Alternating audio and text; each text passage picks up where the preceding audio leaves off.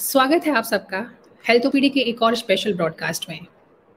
दरअसल पिछले कुछ दिनों से देश भर में अलग अलग प्लेटफॉर्म पर इस बात को लेकर चर्चा होती रही है कि एलोपैथी और आयुर्वेद के बीच कौन बढ़िया है, कौन अच्छा काम कर रहा है, किसके क्या खासियतें हैं। लेकिन हेल्थ ओपीडी का मानना है कि किसी भी विधा को अच्छा या खराब बताने के बजाय कोशिश होनी चाहिए कि सारी विधाओं को साथ लेकर चलें, उनके बीच एक सामंजस्य बैठाएं और जिस विधा की जो खासियत है उसको साथ लेकर जरूर चलें, ताकि जो मेडिकल फील्ड है हमारा उसकी बेहतरी हो सके, मरीजों को बेहतर इलाज मिल सके। इसी बात को लेकर हेल्थ ओपीडी ने एक सीरीज शुरू की है। आप लोग हमारे फेसबुक पेज पर, यूट्यूब चैनल पर जाकर के जिस भी विषय पर आप सुनना चाहते हैं, जानकारी पाना चाहते हैं देश के बेहतरीन एक्सपर्ट से, हमें बताएं। आज हम लोग बात करेंगे दिल से जुड़ी हुई जो कॉमन बीमारियां हैं, यानी ब्लड प्रेशर, कोलेस्ट्रॉल और साथ में चेस्ट से जुड़ी हुई कॉमन बीमारियों के बारे में। साथ ही आयुर्वेद और एलोपैथी किस तरीके से एक दूसरे के साथ एक पूरक के तौर पर चल सकती हैं, इस पर भी चर्चा करेंगे। इस पर बात करने के लिए मेरे साथ जुड़ रहे हैं डॉक्टर अंशुमान। नमस्कार sir. Doctor Anshuman cancer surgeon हैं, ज़्यादातर लोग इस बात को जानते हैं, लेकिन आयुर्वेद के भी बहुत अच्छे जानकार हैं। तो आज वो हमें बताएंगे कि किस तरीके से इन दोनों विधाओं को हम साथ लेकर चल सकते हैं और बेहतर काम कर सकते हैं मेडिकल फील्ड में। साथ में जुड़ रहे हैं डॉक्टर नवीन सूद। नमस्कार सर। डॉक्टर नवीन सूद सीनियर पल्मोनोलॉजिस्ट हैं, क्रिटिकल केयर और स्लीप एक्सपर्ट भी हैं जी। साथ में है वैद्य आनंद पांडे जी। नमस्कार सर, स्वागत है आपका जी। वैद्य आनंद पांडे प्रमुख वैद्य है गंगा आयुर्वेदिक चिकित्सालय वाराणसी में जी सर। तो आज की चर्चा करने से पहले मैं चाहूंगी कि डॉक्टर अंशुमान कुमार बताएं हमें, एक बार रोशनी डालें इस विषय पे कि ये जो बहस चल रही है, इस बहस का क्या अर्थ है और किस तरीके से ये दोनों विधाएं, अगर हम लोग बात करें एलोपैथी और आयुर्वेद की, कैसे हम उन दोनों को एक दूसरे के साथ लेकर चल सकते हैं, जिसमें वो अपने कुछ अनुभव भी जरूर शेयर करेंगे। जी प्रियंका जी, धन्यवाद। और दर्शकों से मैं कहना चाहूंगा कि एक पुष्टि और प्रमाण के तहत जो हेल्थ ओपीडी सीरीज चालू कर रही हैं प्रियंका जी, ये एक बहुत ही उत्तम कदम मैं कह सकता हूं, जिसमें पूरा विश्व स्वास्थ्य समस्याओं से जूझ रहा है और गूगल पे इंफॉर्मेटिक्स इतने इंफॉर्मेशन भरे पड़े हैं जिसकी लेकिन सत्यता की पुष्टि कुछ भी नहीं है। आज हिंदुस्तान में भी ऐसी हालत हो गई है, जो जितना चिल्ला ले उसकी बात सच साबित करने में लगा है, लेकिन ऐसा नहीं है। सत्य को चिल्लाना नहीं पड़ता, सत्य सत्य होता है। जो लड़ाई आज हम देख रहे हैं एलोपैथ वर्सेस आयुर्वेद टाइप की जो दिखाई जा रही है, एक्चुअली लड़ाई है ही नहीं। वो लड़ाई किसी खास व्यापारी वर्सेस साइंटिफिक टेम्पर की लड़ाई है। आयुर्वेद उसमें कहीं इन्वॉल्व नहीं है, एलोपैथ कहीं इन्वॉल्व नहीं। जहां तक बात है सामंजस्य की, तो भारत की चिकित्सा विधि आयुर्वेद पे ही स्थापित है, क्योंकि मॉडर्न मेडिसिन स्टार्ट होने से कई हजार साल पहले से आयुर्वेद भारत की चिकित्सा विधि रही है। और भारत के हर चिकित्सक को, चाहे किसी भी विधा की प्रैक्टिस कर रहे हो, उनको यही मानना चाहिए कि वो धन्वंतरी, चरक और सुश्रुत के ही वंशज हैं। बेशक आप विधा कुछ भी अपनाएं, जो आपकी ट्रेनिंग हुई ट्रेनिंग करिए। और यही एक तरीका है जिससे आप सबको एकजुटता के साथ ले जा सकते हैं, क्योंकि सबका ध्येय एक ही है, स्वस्थस्य स्वास्थ्य रक्षणम, स्वस्थ व्यक्तियों की स्वास्थ्य की रक्षा करना। अगर हर चिकित्सक का ही धर्म है, फिर तो लड़ाई हो नहीं सकती है। तो सच्चाई यही है कि लड़ाई चिकित्सकों में नहीं हो रही है, लड़ाई किसी एजेंडे, किसी मुद्दे के तहत। और हर समय हिंदुस्तान में देखा गया है, बेमुद्दों को मुद्दा बनाकर बेच दिया हमने ईमान, बट गया ये हिंदुस्तान। तो हर समय बेमुद्दों को ही मुद्दा बनाया जाता है। तो इसलिए उसको देख के आप भ्रमित ना हो। बहुत एक्सपर्ट डॉक्टर्स की जो सीरीज चालू हो रही है हेल्थ ओपीडी पे, इसमें एक एलोपैथ के डॉक्टर और एक आयुर्वेद के वैद्य किस तरह से मिलके आपके बीमारियों से, आपको बीमार ना होने देने के रास्ते पे किस तरह की चर्चा करेंगे, आपको दिख जाएगा आने वाले कुछ सप्ताह में। आपको महसूस होगा कि शायद अगर सारे मेन स्ट्रीम मीडिया इसी लाइन पे पब्लिक को जागरूक कर दे और अपने टीआरपी को 10% पीछे रखे, तो मुझे लगता है वो चैनल हाईएस्ट टीआरपी में चला जाएगा। थोड़ी देर के लिए ये सुन ले, लेकिन कोई बात नहीं है, शुरुआत कहीं से हुई। और इस शुरुआत के लिए आपको काफी बधाई। आपका बैकग्राउंड ही मेडिकल जर्नलिज्म का है प्रियंका जी। इस मुहिम को आप ले चलिए और सामंजस्य बैठा के एलोपैथ और आयुर्वेद से कैसे भारतीयों को सुरक्षित और स्वस्थ रखना है, इस मुहिम को चालू। जी शुक्रिया सर, आपने जितनी अच्छी अच्छी बातें कही कि किस तरीके से आपसी लड़ाई जो है, ये लड़ाई एक्चुअल में लड़ाई है नहीं, इसको एक लड़ाई का रूप दिया जा रहा है और कोशिश होनी चाहिए तमाम एक्सपर्ट्स की कि आप किस तरीके से एक बेहतर इलाज जो है वो पेशेंट को मुहैया कराएं। जी डॉक्टर नवनीत, आप सुन पा रहे हैं? बिल्कुल जी। जी, मुझे उम्मीद है कि आप सर की बात से इत्तेफाक रखते होंगे। बिल्कुल, एकदम डॉक्टर अंशुमन ने बिल्कुल सही बात बोली है और आज के टाइम के लिए बहुत ही एकदम उस विषय का चर्चा आपने चयन किया है जो इस वक्त बहुत रेलेवेंट है। बहुत सारे जो अभी चल रहा है कि आयुर्वेदा वर्सेस एलोपैथी, ऐसा नहीं होता है। जो सर ने बोला है वो यही बात बोली है कि आप ये समझिए कि जो विधि आपकी शुरू में इलाज करने के लिए शुरू हुई थी, जहाँ जो उसकी रूट्स हैं, सारी मेडिकल साइंस की रूट्स जहाँ से हैं, उस रूट्स के ऊपर पेड़ खड़ा हुआ है, उसमें पत्ते भी लगते हैं, फल भी लगते हैं, बहुत सारी चीजें लगती हैं। तो एलोपैथी भी है, होम्योपैथी है, आयुर्वेदा है। हर किसी चीज के लिए, हर किसी जो भी ये आयुर्वेदा और एलोपैथी है, इनके अपने अपने इम्पोर्टेंस है, अपने अपने स्पेशलिटीज हैं और अपनी जगह है सबकी, और सबको इकट्ठा मिलके समाज को बढ़ाने की जरूरत है। इसको ऐसा नहीं करना है कि मैंने एलोपैथी करनी है और मैंने आयुर्वेदा ही करना है। जी, तो आज का हमारा जो विषय है वो है दिल से जुड़ी बीमारियां और चेस्ट से संबंधित जो कॉमन प्रॉब्लम्स होती हैं। तो पहले हम लोग बात करेंगे कि अगर हम लोग सबसे कॉमन बीमारी जहां तक मुझे समझ में आती है वो है ब्लड प्रेशर।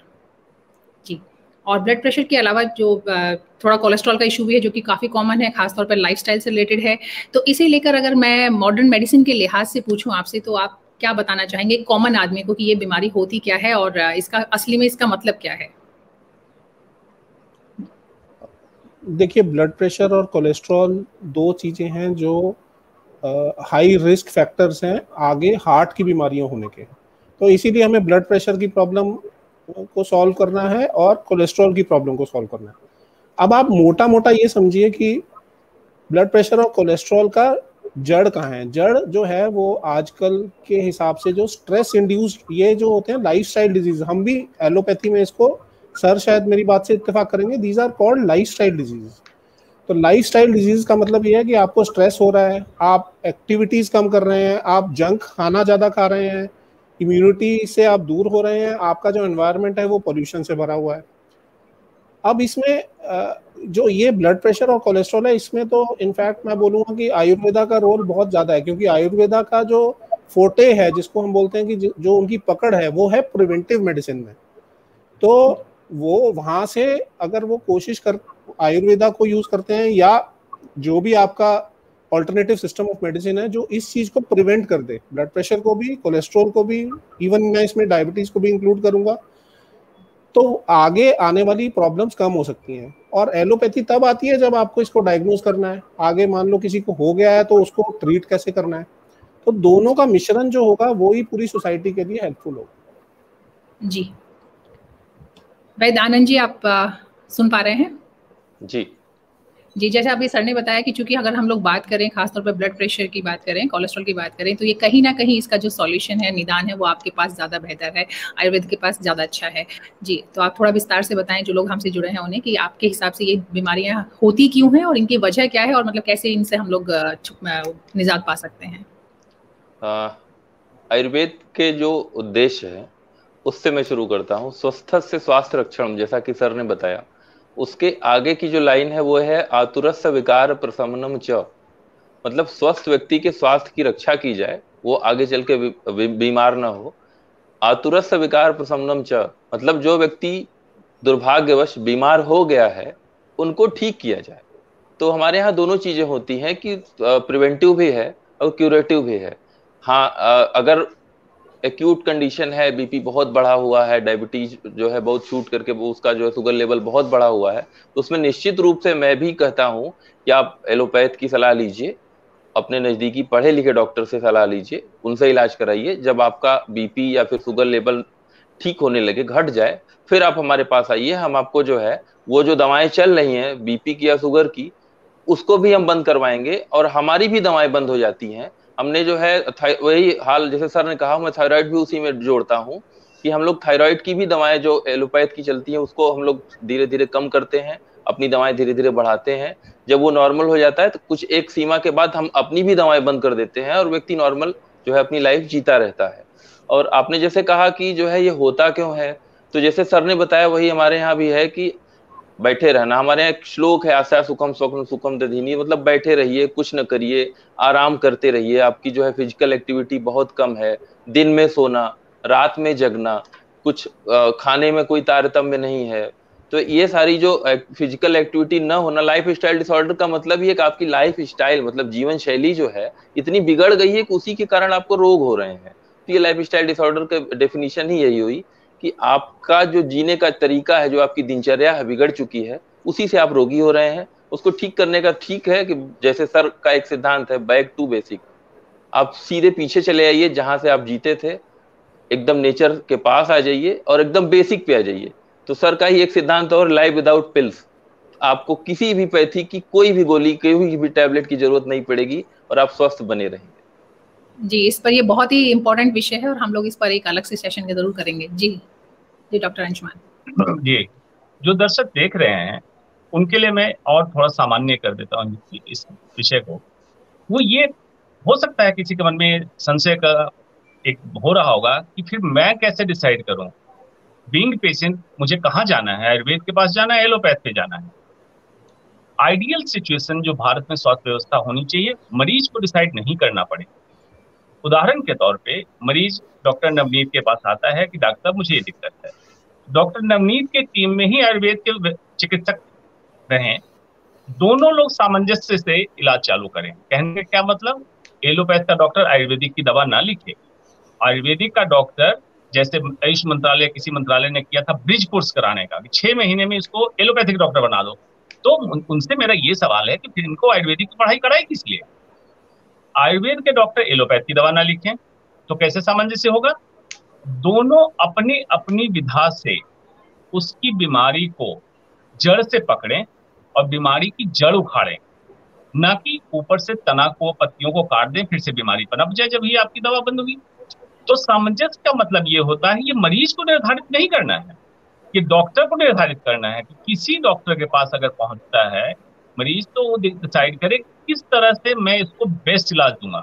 और मेरी बात मान लीजिए, अगर हिंदुस्तान ये डिसाइड कर ले कि जितनी विधाएं हिंदुस्तान में प्रैक्टिस में है, एलोपैथ, आयुर्वेद, होम्योपैथ, सिद्धा, यूनानी और योग, इन सबको मिला के अगर बीमारियों का इलाज होने लगे तो सबसे पहले इसके लेकिन जरूरत क्या है? अहंकार युक्त चिकित्सक, सबसे पहला रिक्वायरमेंट। अहंकार मतलब ईगो लेस डॉक्टर की जरूरत है। और अगर मिला देते हैं तो मान लीजिए किसी बीमारी का आपका रिकवरी रेट 80% है, ये आप प्रोग्रेस करके 90% प्लस या कुछ कुछ बीमारियों को 100% तक ले जाएंगे। और अल्टीमेटली जो आनंद जी ने बताया, लाइफ विदाउट किल्स। आज क्या हो रहा है, जो टॉपिक आपने उठाया, एक बार बीपी की तकलीफ हो गई, हाइपरटेंशन की, लाइफ लॉन्ग आप दवा खाते हैं, तो एक आप व्यापार में उलझे रहते हैं, किसी कंपनी की दवा चल रही है, कोलेस्ट्रॉल, लाइफ लॉन्ग दवा खाते हैं। हमारी कोशिश क्या होनी चाहिए, जो व्यक्ति स्वस्थ है, 30 साल 35 साल की उम्र में क्या क्या करना है, 40 साल में क्या करना है, इसके लिए भी ट्रेनिंग करनी है। Doctor, the word doctor was derived from Latin word dossier, मतलब टीचर। डॉक्टर मतलब शिक्षक होता है, चिकित्सक नहीं होता है। तो डॉक्टर का प्रारंभिक प्राइमरी रोल था to teach the society and keep the society healthy, और उसके बाद कोई बीमार हो जाए तो उसका इलाज भी कर दें। अगर आज सारे डॉक्टर ये निर्धारित कर लें और इस तरह की टीम का गठन कर लें, और मैं तो कहूंगा हेल्थ ओपीडी के जरिए ही शुरुआत कर दी जाए, और देखिए इसका परिणाम कितना बेहतर, कितना उम्दा परिणाम निकलेगा।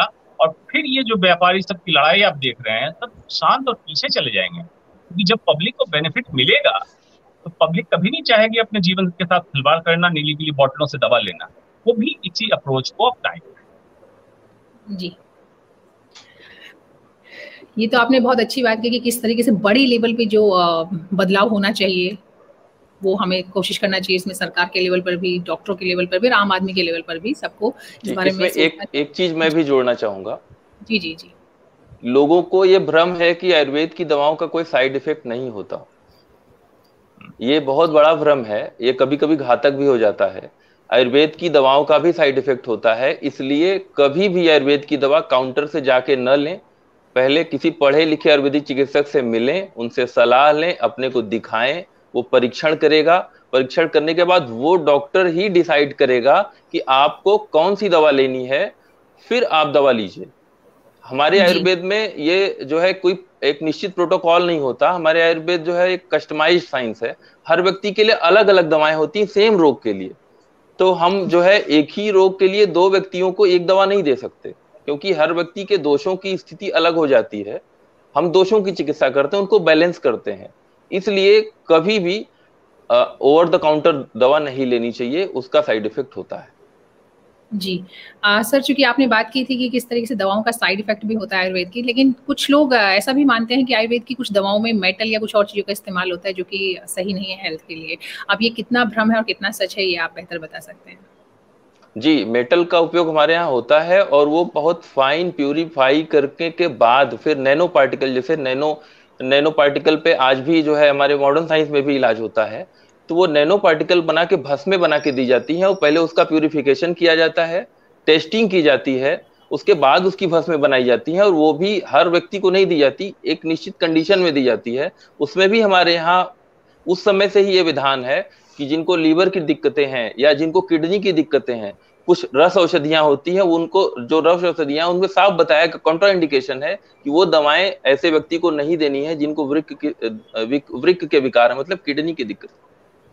जी, मैं वापस आती हूँ डॉक्टर नवनीत की तरफ।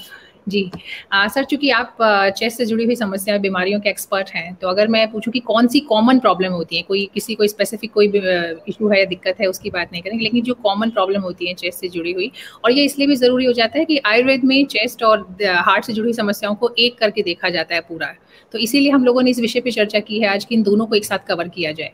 जी देखिए, वो चेस्ट और हार्ट जो है वो एक ही, चेस्ट केज जो है हमारे, उसके एक पार्ट होते हैं थोरैक्स का। डॉक्टर अंशुमन तो सर्जन है, वो और ज़्यादा बेटर बता पाएंगे, but technically speaking also, anatomically speaking also वो एक ही उसका पार्ट है। तो अगर चेस्ट में, लंग्स में कुछ प्रॉब्लम होती है तो उसका इफेक्ट हार्ट पे पड़ता ही पड़ता है। और ये लोग बहुत लोग समझ नहीं पाते हैं। जैसे हम भी समझाते हैं कि भाई ठीक है, आपकी लंग्स खराब थी पर आपका हार्ट में भी प्रॉब्लम है उस वजह से, तो बोलते नहीं डॉक्टर साहब मैंने तो इको करवाया था, हार्ट तो मेरा ठीक है। तो वैसा नहीं होता। देखो, मेरा अपना मानना है, और शायद सभी अच्छे एलोपैथ या आयुर्वेद व्हाटएवर जो भी आपकी साइंसेज हैं, वो यही कहती हैं कि पूरी बॉडी जो है ना वो एक सिस्टम के आधार पे चलती है, और सब में एक इंटरेक्शन होता है। ऐसा नहीं होता है कि हार्ट आपका खराब है तो लंग ठीक रहेगा, या लंग खराब है तो किडनी ठीक रहेगी। वो अफेक्ट पूरी बॉडी का रहता है, पूरी बॉडी उस पर इन्वॉल्व होती है। हाँ, प्राइमरीली हो सकता है जैसे चेस्ट की प्रॉब्लम है हमारी, अस्थमा की प्रॉब्लम है, या सीओपीडी जिसको स्मोकिंग वाले लोगों को अस्थमा होता है जो सिगरेट स्मोकिंग करते हैं, ये कॉमन प्रॉब्लम्स हैं। लंग कैंसर है, तो वो सब चीज़ें जो हैं वो हार्ट को भी अफेक्ट करती हैं, लंग्स भी अफेक्ट करती हैं। तो बेसिकली आपको ट्रीटमेंट पूरे इंसान का करना चाहिए, ना कि इस चीज़ को कि हाँ बहुत सारे लोग आएंगे मेरे पास कि मेरी लीवर की प्रॉब्लम है तो मैं ये गोली खा लूँ। तो आपको समझना पड़ेगा, जैसे वैद साहब ने बताया था कि थायराइड की भी प्रॉब्लम हमारी ठीक हो जाती है। तो थायराइड में बहुत सारे लोग होंगे जो थोड़ा सा थायराइड बढ़ा, बिना सोचे समझे दवाई शुरू कर दी। वो आपके पास बहुत कॉमन फीचर, बहुत कॉमनली बहुत सारे पेशेंट आते हैं हमारे पास। तो मैं उनको बोलता हूँ नहीं आप बंद कर दीजिए दवाई, ये तो ज़्यादा कुछ बड़ा नहीं है। तो आपको जब बेसिक्स किसी चीज़ के नहीं पता, वो चाहे एलोपैथी हो या आयुर्वेद, जिसको मोटी बात यह है जिसको बेसिक्स पता है, जिसके बेसिक स्ट्रॉन्ग है, जिसको पता है कि मैं क्या कर रहा हूँ। आयुर्वेदा में भी बहुत सारे डॉक्टर होंगे जो थोड़े कम पढ़े होंगे, और एलोपैथी में भी बहुत सारे होंगे। तो दवाई तो कोई भी दे सकता है ना। दवाई जो अभी वैसे आपने बताया कि केमिस्ट से आप जाके ले लोगे, आयुर्वेदा की भी ले सकते हो, और एलोपैथी में तो दवाई चलती ही है। तो वो चीज़ नहीं करनी है आपको। हम एज ए बॉडी को पूरे एज ए होल हम ट्रीट करते हैं। ऐसा नहीं है कि इसकी एक चीज़ को ट्रीट कर दिया या उसकी एक चीज़ को ट्रीट कर दिया, ऐसा नहीं होता है। वो आपकी पूरी body, blood pressure, cholesterol, diabetes, thyroid, ये सारे इकट्ठे ही इन्वॉल्व होते हैं। और कभी ना कभी एक जिसको है वो दूसरी चीज़ भी हो ही जाती है, क्योंकि वो प्रॉब्लम ही एक जड़ जो है वो आपने उसको देखी नहीं, जैसे डॉक्टर अंशुमन ने बोला। तो उसको ट्रीट करने का तरीका ऐसा है कि सबको मिल के ट्रीट करना है उसको। जी, वैसे सर आमतौर पे तो एलोपैथी में जो आपको स्पेसिफिक प्रॉब्लम होती है उसी का ट्रीटमेंट होता है। और अब मैं बात करना चाहूँगी जी आनंद जी से कि वो जी जी प्लीज। मैं थोड़ा इससे मैं ये कह रहा हूँ कि वो होता है, जैसे मान लो आप मेरे पास एस्थमा लेके आए हो, तो मैं प्राइमरीली एस्थमा का ट्रीटमेंट करूंगा, बट एस्थमा से बाकी चीजों पे अगर क्या अफेक्ट हो रहा है उसको अगर मैं ट्रीट नहीं करूंगा तो मेरा अस्थमा का ट्रीटमेंट भी अधूरा है। आप समझ रहे हैं मेरी बात को? तो वो पेशेंट मेरे पास आता रहेगा, क्योंकि भाई वो तो फेथ के साथ आता है ना, किसी के पास भी जाता है, वो आयुर्वेदा में भी फेथ के साथ जाता है, मेरे पास भी फेथ के साथ जाता है, वो तो उसको नहीं पता वो मेडिको को। तो मेरे को एज ए होल पेशेंट को ट्रीट करना है, ऐसा नहीं है कि मेरे को सिर्फ इसी को ट्रीट करना है। तो मैंने, अगर ये मेरी गलती होगी अगर मैं उसके पूरी तरह से उसको इवेल्युएट नहीं करूँ। हाँ, ये है कि जो उसकी मेन प्रॉब्लम है उसको मुझे ट्रीट करना जरूरी है। जी आनंद जी, आप इसमें क्या जोड़ना चाहेंगे? सर जो बता रहे हैं एकदम सेम हमारे आयुर्वेद का भी सोचना है। हम लोग का सिद्धांत थोड़ा अलग है लेकिन सोच सेम होती है। हम लोग दोषों को बैलेंस करते हैं, धातुओं को प्रोटेक्ट करते हैं। सर जैसा बता रहे हैं कि हमारे यहाँ भी अगर कोई व्यक्ति आया अस्थमा की समस्या लेते हुए, तो हम भी उसके बाकी जो उसके एसोसिएटेड दिक्कतें हैं वो भी ठीक करेंगे। मैंने देखा है कि अस्थमा का मरीज आता है, उसको कॉन्स्टिपेशन भी होता है साथ में, कभी कभी साइनोसाइटिस भी होता है उसको साथ में। पुरानी हिस्ट्री जो होती है उससे भी रिलेट हम लोग करके देखते हैं। हमारे यहाँ जो वात के प्रकार बताए गए हैं उससे भी हम लोग रिलेट करते हैं, तो उससे भी कुछ ना कुछ समस्याएं निकल के आती हैं, तो हमको सब लेके चलना पड़ता है। मरीज कहता है कि हमको दर्द सिर्फ मेरा ठीक हो जाए, बाकी जो चल रहा है वो चलता रहेगा। ऐसा हमारे यहाँ नहीं होता। हम लोग भी ऐसा नहीं कर सकते कि कोई ऐसी दवा दे दें जो सिर्फ उनके दर्द पे काम करे, बाकी जो टेढ़ा हो रहा है चीजें वो वैसे टेढ़ी ही बनी रहे। हमारा भी जब ठीक होता है तो जड़ से ठीक होता है। एक उदाहरण के लिए मैं बताऊं, रूमेटॉइड अर्थराइटिस का मरीज हमारे यहाँ आता है तो सिर्फ दर्द की समस्या लेके आता है, जबकि उसको साथ में कॉन्स्टिपेशन भी होगा, अपचन भी होगा, मतलब बहुत पुरानी आईबीएस की उसकी हिस्ट्री भी होती है। वो कहता है मुझे उससे कोई दिक्कत नहीं, मुझे जो दर्द है ना सिर्फ आप वो ठीक कर दीजिए। तो मुझे उसको सारी चीजें समझानी पड़ती हैं कि सब एक दूसरे से जुड़ी हुई हैं, और उसकी जड़ जो है, जैसे सर ने कहा कि जड़ उखाड़नी है हमको, तो उसकी जड़ जो है उसकी अग्नि से है, अग्नि मतलब डाइजेशन से है। तो हमको वहां से ठीक करते हुए फिर उसके जो है अस्थि तक आना है, संधि तक आना है, तब चीजें ठीक होती हैं। जी इस पे जी इस पे मैं बताता हूँ। डॉक्टर नवनीत, डॉक्टर आनंद को मैंने सुना। एलोपैथ साइंस भी कहता है thorough physical examination, proper history taking. इसका मतलब ये हुआ कि जैसे आपने उदाहरण के तौर पे पूछा था डॉक्टर नवनीत से कि आपके पास मरीज आता है तो एक लक्षण लेके आता है, आप उसका इलाज करते हैं, ऐसा नहीं है। Thorough physical examination and proper history मतलब मरीज को कौन सी बीमारी कब से हुई, पूरी इतिहास अपनी बताएगा, जिससे एक आकलन करते हैं। एलोपैथ की बात अभी बता रहा हूँ। फिर थॉरो फिजिकल एग्जामिनेशन मतलब उसको पेशेंट को पूरी तरह चेक करना है। और महर्षि चरक ने चरक संहिता में लिखा है कि जब तक उनके चैम्बर में, उनके पास व्यक्ति चल के आ रहा होता था, तब तक 24 गुणों का आकलन वो कर लेते थे। 24 गुणों से मतलब है कि उस व्यक्ति के चाल में कोई लर्चिंग है, कोई गेट चलने में टेढ़ा होकर चल रहा है, चेहरा कैसा दिख रहा है, चेहरे पे क्या बहुत परेशानी में है, ऐसे ऐसे करके उन्होंने फिर जब व्यक्ति बैठता था तब उसकी लाइक्स डिसलाइक्स इस पे बात हो। आयुर्वेद इस लेवल पे देखता था। मतलब दोनों का एम क्या हुआ, एक वेस्टर्न मेडिसिन एक ईस्टर्न मेडिसिन, दोनों का एम क्या हुआ कि थॉरो फिजिकल एग्जामिनेशन मतलब आप बीमारी को जड़ से ठीक कीजिए। ये तो बात होगी सामान्य की। अब दोनों विधाओं के एक्सपर्ट से मैं ये जानना चाहूंगा, जो दर्शक हमारे देख रहे हैं वो उनको आज पहली बात करते हैं कि हम जैसे चेस्ट की समस्याओं से बात हुई या हाइपरटेंशन से बात हुई, तो जो व्यक्ति आज नॉन हाइपरटेंसिव है, उनको कोलेस्ट्रॉल की समस्या नहीं है, तो आप डॉक्टर नवनीत और उसके बाद डॉक्टर वैद्यानंद जी ये बताएं उस व्यक्ति को अपने जीवन में क्या क्या ध्यान रखना है कि उसकी बीपी की तकलीफ भविष्य में ना हो और कोलेस्ट्रॉल की तकलीफ ना हो, और आम जो समस्याएं सीओपीडी या अस्थमा की हो गई है इससे वो कैसे बचे। बेसिक प्रिवेंशन टिप्स हमारे दर्शकों के लिए क्या देना चाहिए डॉक्टर नवनीत? जी बिल्कुल सर। मेरे हिसाब से जैसे हाइपरटेंशन, डायबिटीज, ये सब तो लाइफस्टाइल डिजीज है, तो इनमें तो सबसे पहला काम यही है जो वैद्य जी ने भी बोला और हम भी यही बोलते हैं, आप भी शायद अपने पेशेंट्स को वही सब चीज बोलते हैं कि एक्टिव लाइफस्टाइल हेल्दी लाइफस्टाइल, खाना अच्छा खाना है, एक्टिविटी आपको रखनी है, वजन कम रखना है और स्ट्रेस दूर रखना है। स्ट्रेस दूर रखने का मतलब ये नहीं होता है कि आपको कोई मतलब फिजिकल स्ट्रेस हो रहा है, आप जिम में जा रहे हो तो स्ट्रेस हो रहा है। स्ट्रेस ऐसा भी रहता है कि हाँ आज मेरी लड़ाई हो गई, तो वो बेसिकली आपके पूरे इमोशंस का कंट्रोल है। समझ लो आपको किसी को बहुत गुस्सा आता है, बहुत एंगर, क्रोध रहता है, अब उसको मैं बीपी को कंट्रोल कैसे करूंगा, आप समझाइए ना। आयुर्वेदा उसको कंट्रोल कर सकेगा ना, ब्लड प्रेशर ना, मैं एलोपैथी में उसको, मैं तो दवाइयां ही बढ़ाता रहूंगा, शायद वैद्य जी भी उसकी दवाइयां बढ़ाते रहेंगे उसमें।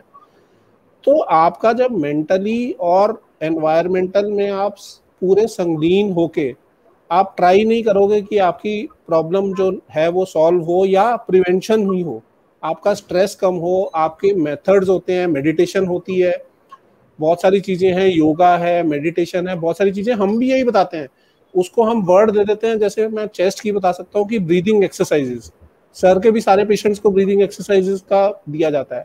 अब आप उसको इंग्लिश में ब्रीदिंग एक्सरसाइज बोल दीजिए, आप उसको योग की लैंग्वेज में प्राणायाम बोल दीजिए, या आप उसको आयुर्वेदा में श्वास की एक्सरसाइज बोल दीजिए। उसमें आपका कोई ऐसा नहीं है। वो जो सर ने पहली चीज बोली थी, सबसे पहले तो आपको ईगो हटानी पड़ेगी।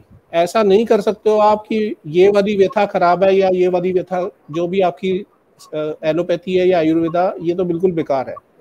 किसी भी चीज को ऑफ हैंड बेकार कोई जो बोलता है वो सबसे बड़ा मूर्ख है इस दुनिया का।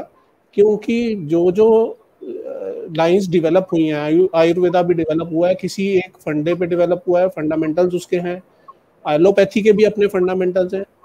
आपको हमेशा ये चूज करना है कि क्या, कहाँ पे आपको जाना है। बात रही जहाँ तक हाइपोटेंशन की, ये सब चीजें, हाइपरटेंशन और डायबिटीज एक जैसी ही हैं। मैं अपने घर की आपको स्थिति बताता हूँ। मेरे मदर को हाइपरटेंशन और डायबिटीज थी, उनका वजन था 108 किलो। उसके बाद उनका किसी वजह से वजन लॉस हुआ, उनको कुछ बीमारी हो गई थी, तो 30 किलो वजन कम हुआ उनका। और आप मानोगे नहीं, वो इंसुलिन और सब दवाइयाँ खा रहे थे और बीपी की भी भर भर के दवाइयाँ खा रहे थे। जब वजन कम हुआ उनका तो उनकी सारी दवाइयाँ बंद हो गई, ऑल, एक भी दवाई नहीं खा रहे थे वो। तो मेरा कहने का मतलब, ये मैं अपने घर की स्थिति बता रहा हूँ आपको। और ये मेरे ख्याल से शायद मेंटल और फिजिकल वेल बीइंग जिसको हम बोलते हैं, वो बहुत ज़रूरी है। अब उसमें आयुर्वेदा, एलोपैथी, सबका अपना अपना एक जगह है, सबके अपने अपने सबके अपने अपने फंक्शंस हैं हर समय पे। जैसे वैद्य जी ने बताया कि एक्यूट किसी को हार्ट अटैक हो गया है, तो उसको, तो उसके पास ऑप्शन नहीं है, उसको जाके स्टेंट डलवाना है या सर्जरी करनी है। अब कोई कैंसर हो गया है तो वो जाएगा ही, सर के पास जाना ही जाना है। और किसी को अस्थमा का एकदम अटैक आ गया है तो उसको आयुर्वेद के पास से बेटर है कि एकदम इमीडिएट रिलीफ चाहिए। तो वो कुछ स्थितियां हैं जिसमें आपके डेफिनेटिव रोल हैं। जैसे हाइपरटेंशन, डायबिटीज में मुझे लगता है आयुर्वेदा में बहुत अच्छा रोल रहेगा, बट मैं ये भी मानता हूँ कि उसको मॉनिटर करके चलिए। अगर आपका कंट्रोल नहीं हो रहा है तो दवाइयों को भी मत छोड़िए। ऐसा नहीं है कि आपका ब्लड प्रेशर बढ़ा रह रहा है, किसी भी वजह से बढ़ा रह रहा है। जैसे मैंने आपको उदाहरण के तौर पे बताया कि क्रोध की वजह से बढ़ा रह रहा है, तो पर बीपी को कंट्रोल करना तो जरूरी है। तो ये सब चीजें आपको, वही जो डॉक्टर अंशुमन ने बताया कि दोनों जब लोग मिलके बात करेंगे या दोनों मिलके करेंगे कि अच्छा हाँ इस पेशेंट में ये करना जरूरी है हमारे को, तो मेरे ख्याल से पेशेंट वेलफेयर भी ज्यादा होगा, पेशेंट ठीक भी ज्यादा होंगे और वो फिजिकली और उससे भी इम्पोर्टेंटली मेंटली भी ज्यादा खुश होंगे, ज्यादा स्वस्थ रहेंगे। इससे ये कंक्लूजन निकल के आता है कि सामंजस्य डॉक्टर को बिठाना है, मरीज को नहीं। मरीज ओवर द काउंटर मेडिसिन ना ले, जब डॉक्टर के पास पहुंचे, चाहे आयुर्वेद के वैद्य के पास या मेडिकल के एलोपैथ के डॉक्टर के पास, तो उनका कॉन्सेंस, उनका मन ये कहे कि इस मरीज को बेस्ट इलाज हम कैसे मुहैया कराएंगे। ये दोनों का सामंजस्य कैसे स्थापित करें, ये डॉक्टर का काम है। जो मेडिकल साइंस की पढ़ाई डॉक्टर ने की है और जिम्मेदारी भी डॉक्टर ने ली है। कोई आपसे कहा नहीं था डॉक्टर बनने के लिए। अगर डॉक्टर बने हैं बाय चॉइस, तो जो मरीज आपके पास आता है होलिस्टिकली कैसे ठीक करेंगे, ये आपका कर्तव्य बनता है। आनंद जी इस पे बताएंगे, जो नीचे टिकर भी चल रहा है, कि बचाव के उपाय बताएं जिससे ब्लड प्रेशर, कोलेस्ट्रॉल जैसी बीमारियां नहीं हो।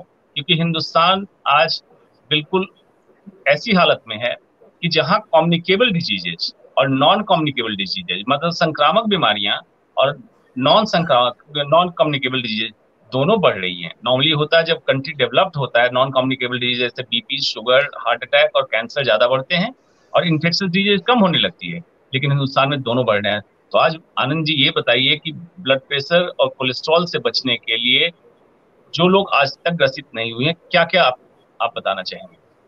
जी, जैसे डॉक्टर साहब ने बताया, मेंटल एंड फिजिकल वेलबींग, हमारे यहाँ ये परिभाषा बताई गई है स्वस्थ की, समदोषा समाग्निश्च समधातु मल क्रिया, मतलब उसके दोष सम हो, न बढ़े हो न घटे हो।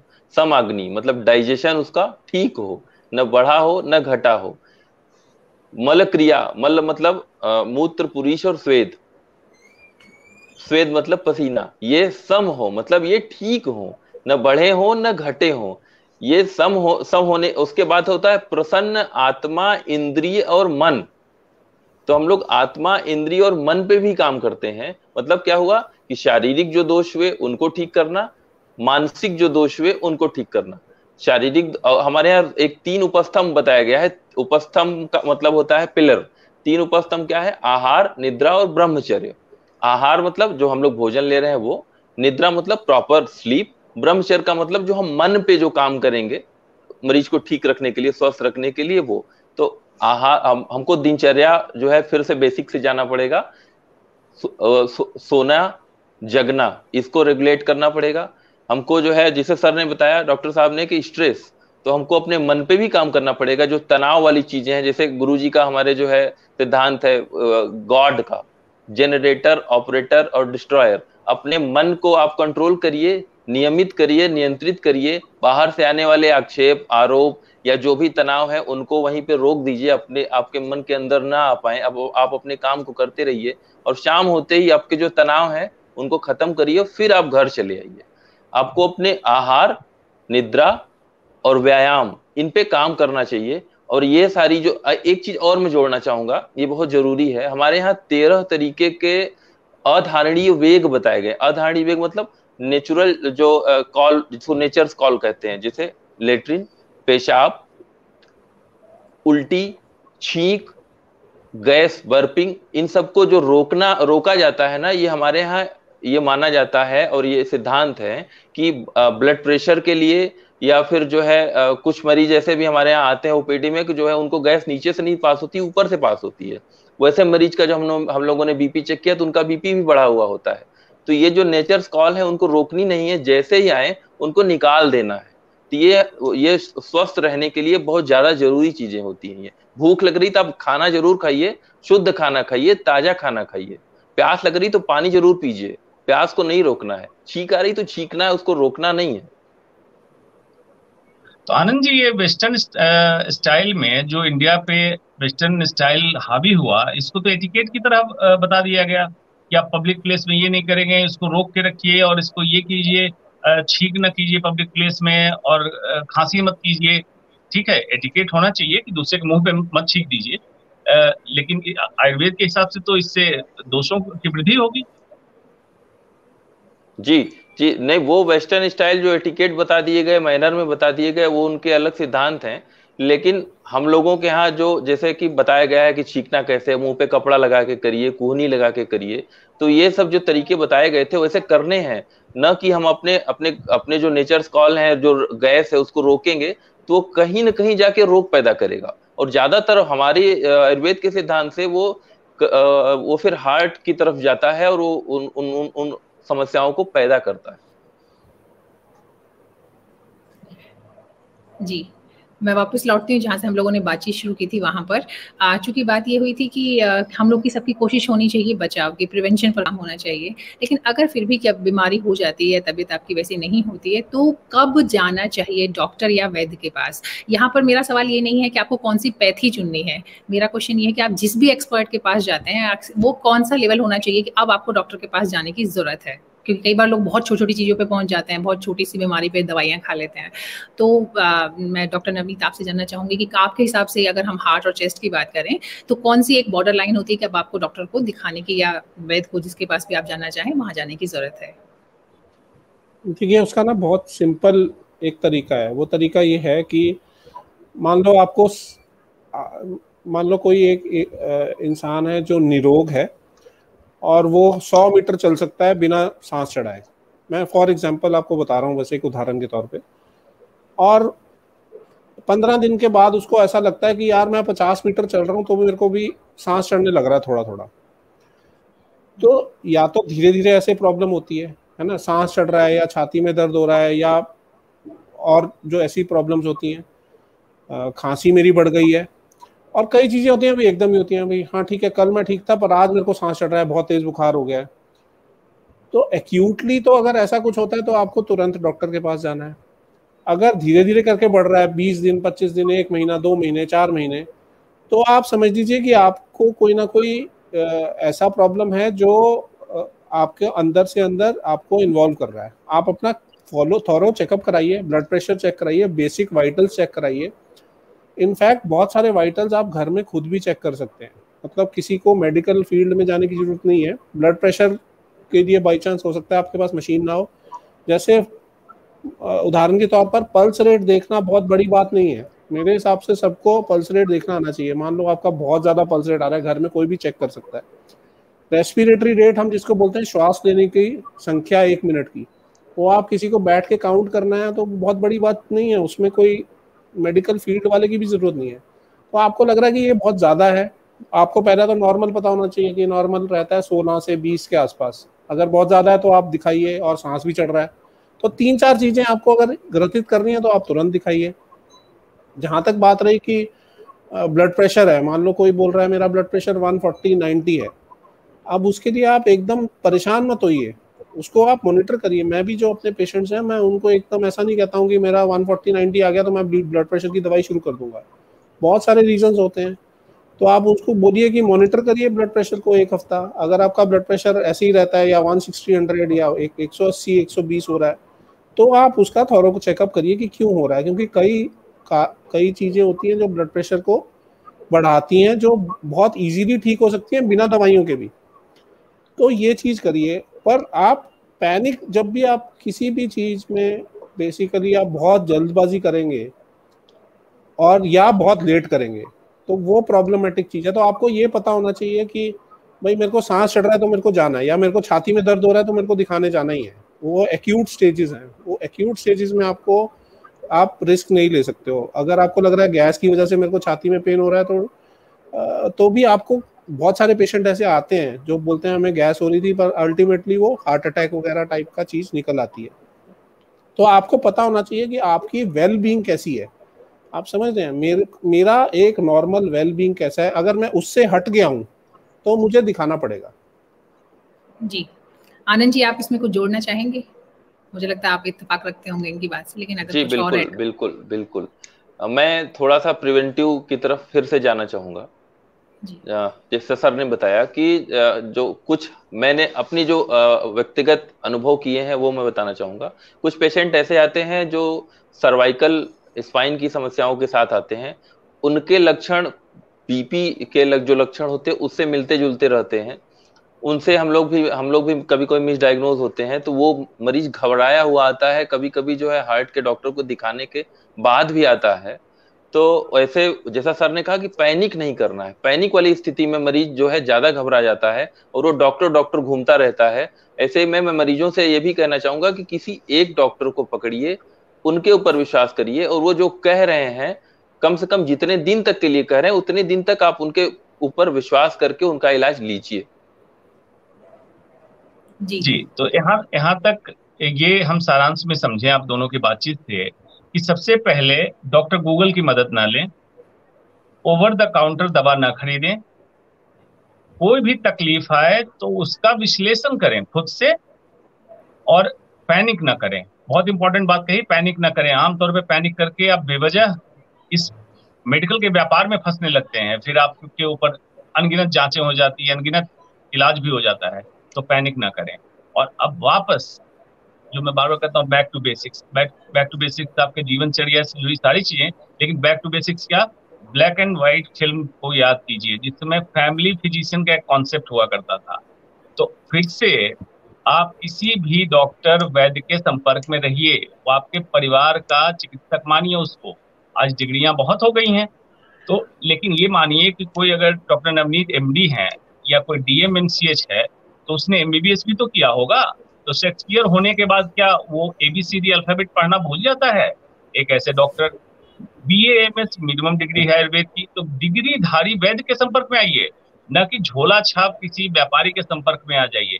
ऐसे संपर्क में फिर से ब्लैक एंड व्हाइट मूवी को रिकॉल कीजिए और एक फैमिली फिजिशियन का कॉन्सेप्ट बनाइए और उनके संपर्क में आप रहिए, ताकि आपको स्वस्थ रख सकें।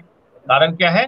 आज कहते हैं हेल्थ केयर, मतलब स्वास्थ्य को ठीक रखना, लेकिन इलाज क्या होता है अस्पतालों में? बीमारियों का। तो नाम रख देना चाहिए सिक केयर, हेल्थ केयर नहीं होना चाहिए। और मिनिस्ट्री का नाम है ministry of health and family welfare, स्वास्थ्य एवं परिवार कल्याण, लेकिन वहां पे बात होती है बीमारियों की। तो स्वास्थ्य का एक कोना तैयार होना चाहिए अस्पताल में, जहां स्वस्थ व्यक्ति जाए और समझे कि मैं और स्वस्थ कैसे रह सकता हूँ।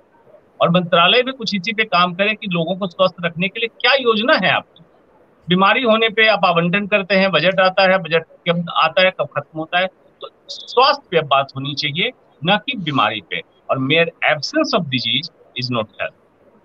सिर्फ बीमारी नहीं होना या खत्म कर देना स्वास्थ्य नहीं है। प्राकृतिक रूप में आपको स्वस्थ बना के भेजा गया है, आप बीमारी बाजार से खरीद। जी जी सर, जैसा आपने बताया कि जो सारा उद्देश्य वो होना चाहिए कि आप सेहतमंद या स्वस्थ कैसे रहें, तो इसमें एक सवाल ये भी बहुत बड़ा आता है कि नॉर्मली एलोपैथी में, मैं यहाँ पर किसी पे सवाल खड़ा नहीं कर रही हूँ, लेकिन एक आम धारणा है कि एलोपैथी में जब आप कोई दवाई स्टार्ट करते हैं तो वो आपको पूरी जिंदगी खानी पड़ती है, आमतौर पर खत्म नहीं होती है। और आयुर्वेद शायद कहता है कि अगर संभव है तो दवाई कम से कम की जाए या खत्म किया जाए। अब मेरे सामने एक्सपर्ट बैठे हैं तो वो बेहतर बता सकते हैं कि क्या कोई दवाई अगर शुरू होती है तो उसको खत्म करना किस कंडीशन में मुमकिन होता है और ये कितना सही है कितना नहीं। जी नवनीत सर, आप मेरा सवाल आपसे है। हाँ जी। मेरे ख्याल से इस चीज में कंट्रोवर्सी नहीं है, इस चीज में एलोपैथी में भी नहीं है कि लगातार खानी पड़ती ही है दवाइयाँ। जहाँ तक जरूरत होती है, जैसे मान लो शुगर किसी का कंट्रोल नहीं हो रहा है, तो शुगर कंट्रोल के लिए या डायबिटीज के लिए या हाइपरटेंशन के लिए या कोलेस्ट्रॉल के लिए अगर मान लो कंट्रोल नहीं हो रहा है, दवाइयाँ, मैं पर्सनल अपनी बात बता सकता हूँ और बहुत सारे जो मेरे मित्र चिकित्सक हैं, हमारा ये डॉक्टर अंशुमन इस चीज को शायद, क्योंकि मेरे पेशेंट्स और उनके पेशेंट्स जाते रहते हैं इधर उधर, क्योंकि मैं भी उनकी राय लेता रहता हूँ, वो भी कभी कुछ पेशेंट्स के लिए कुछ मेरे से ले लेते हैं जो मेरा फील्ड का है। तो हम, मेरा पर्पस ये होता है कि मैं पेशेंट को कम से कम दवाइयाँ दूँ। अब आपने बहुत सारे चिकित्सक देखे होंगे जिनमें आपको 20 दवाइयों का पर्चा आपको मिल जाएगा, तो उसमें से तो मेरा पर्पस ये रहता है कि मैं मिनिमम दवाइयाँ जिसमें पेशेंट ठीक हो जाए और धीरे धीरे करके उसको मैं घटाता रहूं, और जितने घटा के जिस लेवल पे वो पेशेंट ठीक रहे, मेरा पर्पस वो होता है। और करते करते बहुत सारे केसेस में ऐसा भी होता है कि मेरी जो दवाइयाँ हैं उसकी जरूरत नहीं पड़ती। तो पेशेंट मेरे को बहुत सारे ये भी पूछते हैं, डॉक्टर साहब अब हम कब दिखाने आए? तो मैं उनको बोलता हूँ कि आप बस ये चीज का मॉनिटर करते रहिए, कोई दिक्कत होगी तो आ जाइएगा दिखाने, नहीं दिक्कत होगी तो नहीं आने की जरूरत है। वैसे मिलने आएंगे, कुछ मिठाई विठाई बांटने आएंगे तो अलग बात है, अगर आपको नहीं जरूरत है तो मेरे पास मत आइए। जी बहुत अच्छी अप्रोच है आपकी। जी वैदानंद जी। जी हम ज्यादातर हम लोगों के पेशेंट डायग्नोज रहते हैं, पहले से डायग्नोसिस की हुई होती है, कहीं से इलाज कराते रहते हैं, आते हैं। हम लोग क्या करते हैं कि जो दवा चल रही होती है सालों से, उस पर मरीज डिपेंड है, तो अचानक हम लोग नहीं बंद कर देते कि इसको बंद करिए और हमारी शुरू कर दीजिए। हम लोग क्या करते हैं कि उस दवा के साथ साथ अपनी दवा चलाते हैं कुछ दिन तक, उसके बाद फिर वो जो दवा पहले से चल रही होती है उसके डोज को कम करते हुए धीरे धीरे धीरे धीरे पूरी तरह बंद करते हैं। उसका भी एक शेड्यूल बनाते हैं कि किस डोज में कितने दिन तक चलानी है, फिर बंद करते हैं, फिर अपनी दवा पे उसको डिपेंड करते हैं। जरूरत पड़ती है तो फिर पंचकर्म वगैरह भी कराते हैं। हमारे यहाँ प्यूरिफिकेशन और डिटॉक्सिफिकेशन की कुछ प्रक्रियाएं होती हैं, पंचकर्म कराते हैं। पंचकर्म कराने से जैसे जो दोष, जिन कारणों से वो रोग उनके अंदर है, उन कारणों की हम लोग बाहर कर देते हैं। उदाहरण के लिए मैं पंचकर्म का बताऊं, जैसे आप गाड़ी चलाते हैं तो 2000-4000 किलोमीटर पे उसकी सर्विस की जाती है, पुराना ऑयल निकाला जाता है, साफ सफाई की जाती है, नया ऑयल डाला जाता है। कुछ उसी तरीके का पंचकर्म होता है हमारे शरीर के लिए। जो उभरे हुए या खराब दोष हैं उनको हम लोग जो है बाहर निकालते हैं और दोष जो है सम हो जाते हैं। तो पंचकर्म हो गया। उसके बाद फिर जो हमारे जो अन्य रोग चल रहे हैं वो धीरे धीरे कम होना शुरू होते हैं, और धीरे धीरे फिर हम लोग अपनी दवाओं का भी डोज कम करते जाते हैं। एक समय ऐसा आता है कि एक आध दवाएं हमारी बची रहती हैं, फिर कुछ समय बाद हम अपनी भी दवाएं पूरी तरह से बंद कर देते हैं। लेकिन जैसे डॉक्टर साहब ने बताया, हम लोग भी अपने मरीजों को ये कहते रहते हैं कि आप मॉनिटर जरूर करते रहिएगा, आप अपनी जांच जरूर बीच बीच में कराते रहिएगा, शुगर लेवल क्या है, थायराइड का लेवल क्या है, आप मॉनिटर करते रहिएगा। लक्षणों में अगर कोई बदलाव आता है, आपको लगता है कि आप अनईजी फील कर रहे हैं, तो आप तुरंत अपने पास के चिकित्सक से या हमसे संपर्क कर सकते हैं। हम लोग भी दवाएं बंद करवा देते हैं। जी, अंशुमान सर, आप इसमें कुछ जोड़ना चाहेंगे? देखिए, सबसे तो अहम बात है जो आज बहस का मुद्दा बना हुआ था, लेकिन ठीक है, उसके पीछे वजह कुछ और थी, एजेंडा के तहत मुद्दा बना था कि दिखने में लग रहा था कि एलोपैथ और आयुर्वेद की लड़ाई चल रही है। अब ये दो अपने अपने स्पेशलिटी के दोनों सुपर क्वालिफाइड डॉक्टर बैठे हैं हमारे सामने, जिन्होंने मेडिकल जिस परीक्षा पास की होगी पहले हिंदुस्तान सरकार के द्वारा ही परीक्षा होती है, तो सर्टिफाइड एंट्रेंस हुआ, एक गए एमबीबीएस में, दूसरे गए बीएमएस में, मतलब एक गए मेडिकल के डॉक्टर बनने, एक गए आयुर्वेद के चिकित्सक वैद्य बनने। उसके बाद इन्होंने आगे की डिग्री भी की, जो भी गवर्नमेंट ऑफ इंडिया से सर्टिफाइड है। तो इतनी पढ़ाई करने के बाद इन दोनों चिकित्सक और वैद्य का ये मानना है कि हम सामंजस्य करके ही इलाज करें तो बेहतर इलाज होगा। प्लस दोनों का बार बार यही कहना है, जो कह रहे हैं उसकी भाषा अलग हो सकती है, मंजिल एक है, तो रास्ते कहीं से भी आए, अगर मंजिल एक है तो फिर जो भारत में अभी लड़ाई चल रही है, आप समझिए लड़ाई वैद्यों और चिकित्सकों की नहीं है, लड़ाई किसी और वजह से है। तो आंखें खोलिए, जागिए, 1947 में हम आजाद हो चुके थे, अब मानसिक गुलामी से बाहर निकलिए और फ्री थिंकिंग, लॉजिकल थिंकिंग पे आइए, यही दर्शकों को मैं कहना चाहूंगा। जी सर, यहाँ पर एक और सवाल है मेरे मन में और मैं चाहूंगी कि इसका जवाब आप लोग बारी बारी से जरूर दें। अगर मैं ये जानना चाहती हूँ एक आम आदमी की नजरिए से कि आप जो पॉजिटिव पॉइंट है आपकी पैथी के वो क्या है, लेकिन यहाँ मैं चाहूंगी कि डॉक्टर नवनीत आप अपनी पैथी की जो खासियतें हैं उसके साथ साथ आप आयुर्वेद की पैथी के बारे में भी बताएं कि उनकी क्या खासियतें हैं और आपकी लिमिटेशन क्या है, क्योंकि यहाँ पर जो हम लोग बातचीत कर रहे हैं इसमें डिस्कशन का मकसद जो है वो एक दूसरे को नीचा दिखाना नहीं है, बल्कि दूसरे की जो विधाएं हैं उनको साथ लेके चलना और उनका जो अच्छी चीजें हैं उन पर बात करना है। जी देखिए, एलोपैथी की जो पॉजिटिव पॉइंट है, जो सवाल था उसमें सबसे इम्पोर्टेंट तो ऑलरेडी हम डिस्कस कर चुके हैं। जो एक्यूट या मतलब एकदम तुरंत जो बीमारी आती है उसके लिए एलोपैथी, और एक्यूट और संक्रमिक जो इन्फेक्शियस डिजीज जिसको बोलते हैं, जो एलोपैथी ने जितनी भी ज़्यादा तरक्की लास्ट के 50, 60, 100 सालों में की है, उसमें बहुत बड़ा रोल जो है वो इन्फेक्शंस को रोकने का है, या वो वैक्सीन्स हो या वो एंटीबायोटिक्स हो।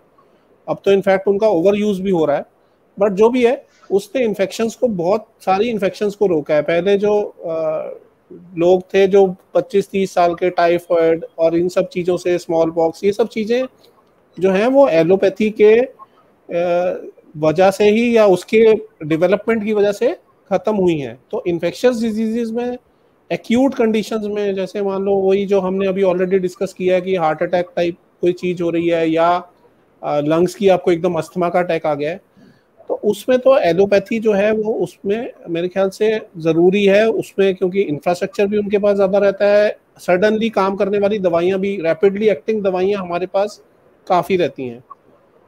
जहाँ तक मुझे समझ आता है आयुर्वेदिक का, तो वैद्य साहब ने बहुत अच्छा बताया और मैं भी उस चीज़ में मानता हूँ, जो शायद हम एलोपैथी में भी जा रहे हैं। शायद डॉक्टर अंशुमन में से इत्तेफाक रखेंगे इस बात पे कि जो प्रिवेंटिव वाला पार्ट है आयुर्वेदा का, प्रिवेंटिव मेडिसिन वाला पार्ट, वो तो डेफिनेटली पॉजिटिव है, उसमें कोई दो राय नहीं है। जहाँ तक दवाइयों की बात रही, वो जो वही वाली बात है कि मंजिल आपको एक ही पे पहुंचना है, तो हो सकता है दवाई आपकी, किसी पेशेंट में दवाई एलोपैथी की सूट कर रही है, किसी पेशेंट में आयुर्वेदा हेल्पफुल है। तो ये सब चीज़ें मेरे ख्याल से मिक्सचर से ही होता है, पर डेफिनेटली योग और जो होल बॉडी का कंसेप्ट है वो शायद आयुर्वेदा में ज़्यादा वेल डेवलप्ड है। एलोपैथी में उतना शायद बहुत सारे लोग प्रैक्टिस नहीं करते। डेवलप्ड तो मेरे ख्याल से होगा ही शुरू से, क्योंकि सर ने जैसे बताया, हमें हमारे को डॉक्टर अंशुमन शायद बता पाएंगे, हमारे को एक हचिनसन किताब होती थी जिसमें एग्जामिनेशन बताते थे, तो उसमें एक एग्जाम्पल दिया था कि लिफ्ट में एक पेशेंट आया, उसकी सांस की जो स्मेल है उससे आप बता सकते थे कि इसको लिवर डिजीज है, फिटोर हेपेटिकस बोलते हैं उसको।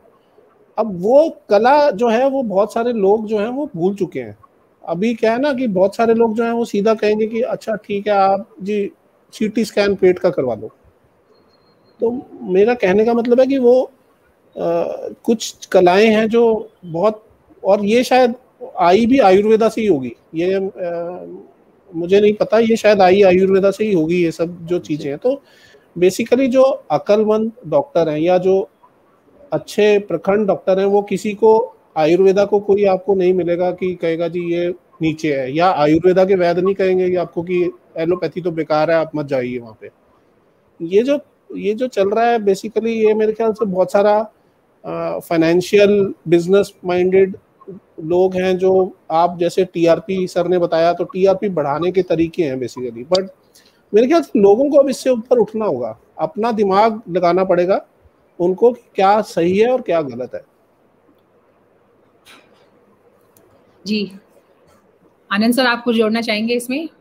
वैद्यानंद जी जी कुछ कंडीशन ऐसी होती हैं जिनमें जो है एलोपैथ के पास जरूर जाना चाहिए, जैसे एक्सीडेंट हो गया किसी का, हार्ट अटैक की स्थिति हो गई, मतलब इमरजेंसी की जो भी कंडीशन है उसमें एलोपैथ के पास जरूर जाना चाहिए। जब हार्ट अटैक की स्थिति है वो सॉल्व हो गई, आगे फिर वो रिपीट ना हो उसके लिए आप आयुर्वेद में चले आइए, वो चीजें हम लोग ठीक करते हैं और बड़े अच्छे से ठीक करते हैं। प्रिवेंटिव पार्ट जैसे सर ने बताया वो हम लोग बहुत अच्छे से लेके चलते हैं, हम लोग शरीर और मन दोनों पे काम करते हैं, तो उसको हम लोग बड़े अच्छे से लेके चलते हैं। थोड़ा सा मैं एक चीज जैसे अभी सामंजस्य की बात चल रही, तो मैं थोड़ा सा एक उसमें जोड़ना चाहूंगा, मैं अपना अनुभव बताना चाहूंगा। अभी हम लोग भी कोविड में बड़ा काम किए, आयुर्वेद के थ्रू हम लोगों ने बहुत सारे मरीजों को ठीक किया, उसके डाटा भी हैं हमारे पास।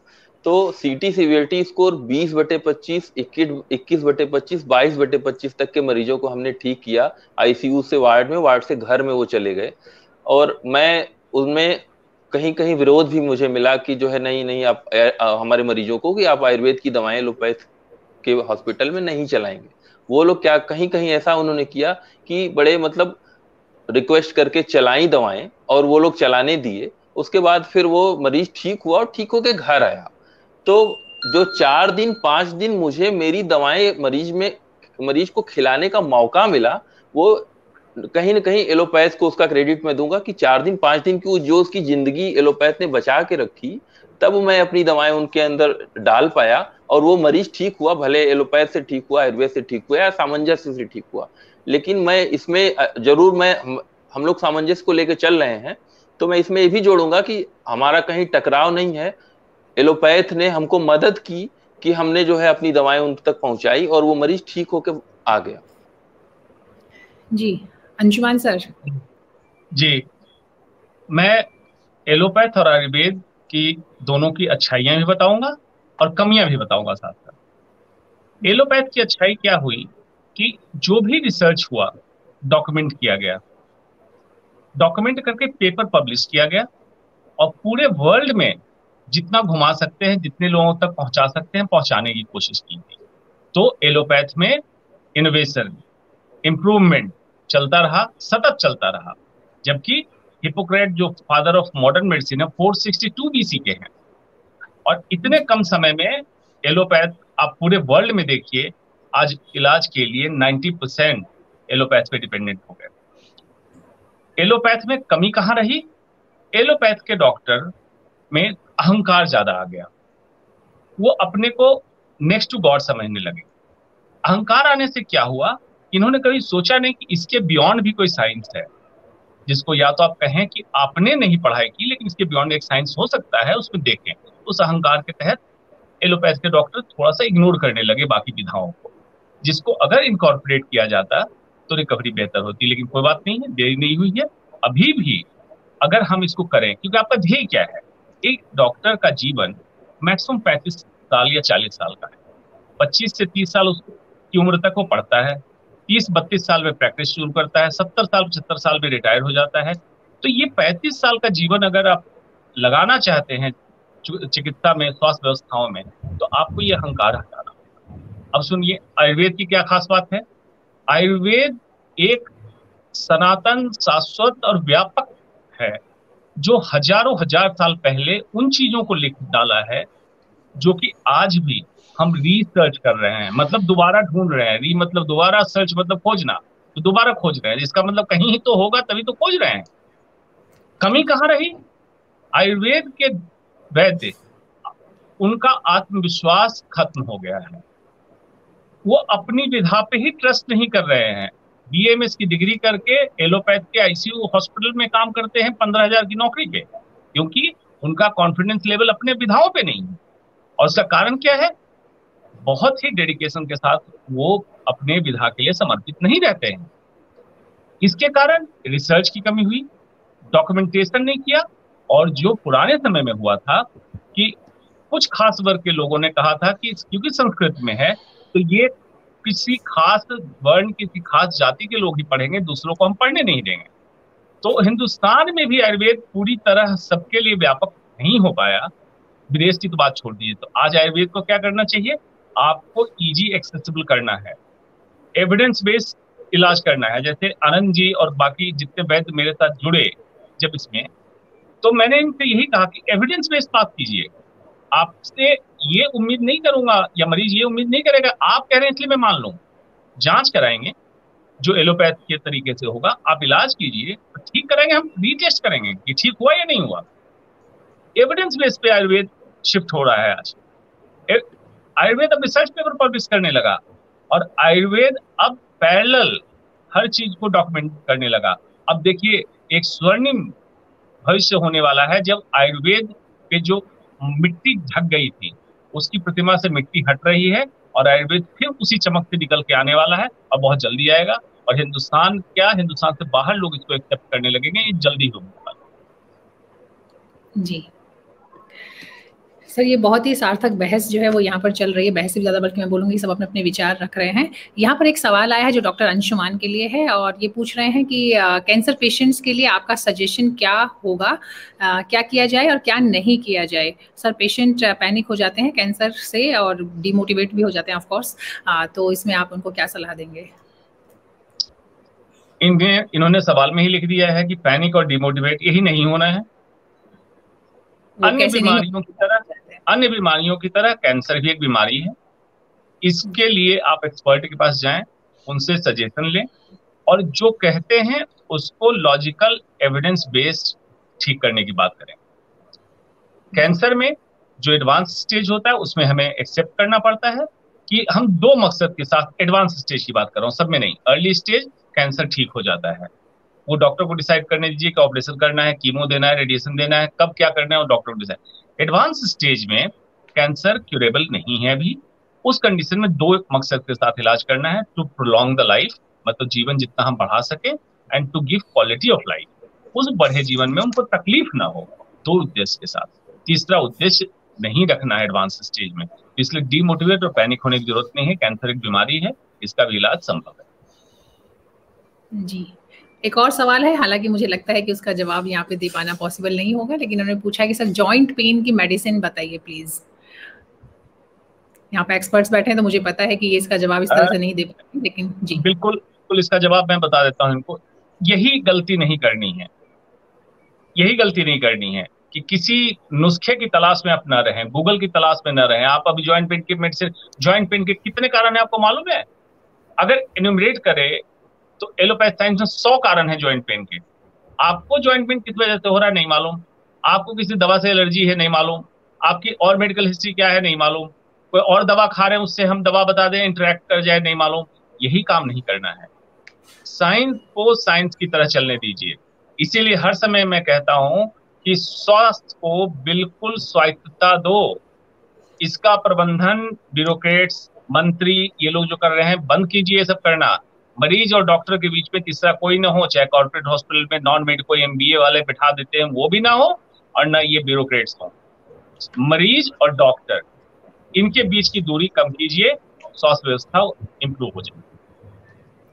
जी, आज की ये चर्चा खत्म करने से पहले, समाप्त करने से पहले, एक तो जितने लोग हमसे जुड़े हुए हैं उनसे मैं कहना चाहूँगी कि आप जिस भी विषय पर चाहते हैं कि यहाँ पे डिस्कशन हो, चर्चा हो और सार्थक जानकारी आपको मिले, वो हमारे फेसबुक पेज पर जाकर लिखें, यूट्यूब चैनल को सब्सक्राइब करें और साथ ही जितने भी एक्सपर्ट यहाँ पर मेरे साथ जुड़े हैं, मैं जानना चाहूँगी जो आज की बातचीत है, जो हमारे साथ दर्शक जुड़े हैं, उनके लिए उनका फाइनल मैसेज क्या है? जी, डॉक्टर नवनीत, आप क्या कहना चाहेंगे हेल्थ ओपीडी के व्यूअर्स से? अपने स्वास्थ्य का ख्याल रखिए। स्वास्थ्य का मतलब है मानसिक और शारीरिक, तो उसको हमारे भी एलोपैथी में ना एज ए रूल है, ये prevention is better than cure. उस रूल को एज ए थंब रूल जिंदगी में बताइए। जो भी प्रॉब्लम्स हैं आपकी, मेरे ख्याल से 60-70% प्रॉब्लम्स जो हैं वो सॉल्व हो जाएंगी। बाकी 30% के लिए हम लोग बैठे हैं, सब लोग बैठे हैं आपकी मदद के लिए, बट आप 50-60% तो एफर्ट करिए। जी, वैदानंद जी, आपका मैसेज हेल्थ ओपीडी के व्यूअर्स के लिए आप क्या कहना चाहते हैं? मैं आयुर्वेद की तरफ से एक मैसेज देना चाहूंगा, क्योंकि मैं आयुर्वेदिक चिकित्सक हूं। इसलिए आयुर्वेद कोई नुस्खा नहीं है। आयुर्वेद को नुस्खे की तरह न लें कि आपके किचन में रखे मसाले आयुर्वेद हैं। आयुर्वेद उससे बहुत ज्यादा ऊपर है, बहुत ज्यादा आगे है।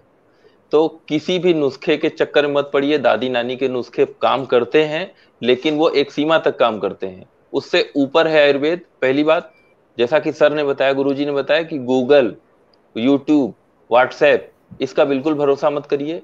या किसी भी यूट्यूब या चैनल पे जिसकी बहुत बड़ी फैन फॉलोइंग हो, चाहे कोई बाबा हो या कोई चिकित्सक हो, भले ही वो पढ़ा लिखा चिकित्सक हो, अगर वो यूट्यूब पे बैठ के दवा बता रहा है तो उससे भी इलाज मत कराइए। पर्सनली आप अपने पास के किसी भी अपने लोकल चिकित्सक से मिलिए जो पढ़ा लिखा हो, डिग्रीधारी हो, उससे मिलिए, अपना पूरा प्रॉपर परीक्षण कराइए, अपनी पूरी केस हिस्ट्री बताइए, तब वो इलाज करेगा। फिर आप इलाज लीजिए, तब आप स्वस्थ होंगे। आयुर्वेद की दवाओं के साइड इफेक्ट्स होते हैं, उनसे आपको बचना है।